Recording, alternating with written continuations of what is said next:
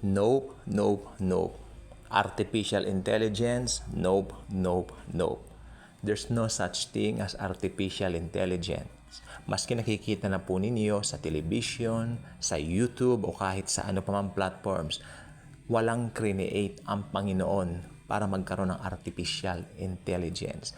Create tayo sa wangis ng Panginoong Hesukristo. Basahin po natin ang Genesis 1:26. Sabi, nag-usap ang banal na Trinidad, no? Trinity. Lalangin natin ang tao ayon sa ating wangis. Doon, wala pong artificial doon. At sabi ng 27, at nilalangan nila ang tao ayon sa kanilang wangis at kaanyuan. There's no such thing as artificial intelligence. Nalulungkot ako kasi parang ngayon nagiging trend na lang na parang, hey, normal yan. Ho, normal yan. Go back to the Bible. Go back to the scripture. Huwag tayong palilin lang. This is the last days, mga kapatid. Ito na po yung tinatawag na apocalyptic time. So, nalalapit na po talaga ang rapture. Okay. Yun lang pong gusto ko sabihin. There's no such thing as artificial intelligence.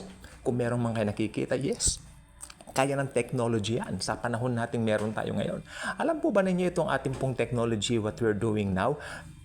Magbalik tayo sa taong 1981. So that would be, to be exact, that would be 42 years ago. Okay.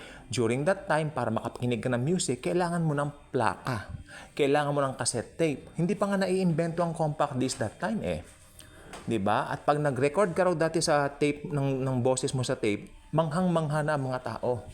Kaya itong technology na meron po tayo ngayon na nakakapag-video tayo, nakakapag-TikTok tayo, you know what? Kahit saan ka pumunta, pwede mo ma-communicate lahat. Dati maghuhulog ka pa ng sulat para ma-reach out mo doon, maparating mo roon kung gaano man kalayo sa mundo. Makakarating naman pero bibilang ka ng taon o bibilang ka ng buwan. OA naman yung taon, buwan lang. Hindi ba? Pero sa panahon natin ngayon, okay, papadala ko to, nasa Europe siya, click. Papadala ko to, nasa Amerika siya, click. Okay, gusto ko mag-usap-usap kaming 5. Gawa ka ng group chat. Magkakausap-usap kayo in an instant. Basta gising sila at walang ginagawang gabi-busy nila. Diba? So ito pong meron tayong technology ngayon, ito po ay hindi po pamilyar yung mga taong nabuhay noong 1981, which was 42 years ago. Which is 42 years ago, ako sana. Pero gusto ko po sabihin ito is this. After ilang taon pa halimbawa, hindi pa darating ang rapture, at another 41 years ang lilipas, ewan ko na po kung anong klaseng mundo meron na po tayo noon. Well, buhay pa po tayo noon kasi bata pa naman po tayo, no? Pero I don't know, I can't imagine what kind of world meron tayo pagdating ng panahon na yon. Okay? So subscribe na po kayo dito. Click po ninyo ang notification bell. Mahalaga po kasi itong message ito. There's no such thing as AI sa Bible. Create ng Panginoong Hesus ang tao. Walang artificial doon. Original tayo. Okay? Original tayo. DNA niya tayo. Thank you. And Jesus truly loves us all.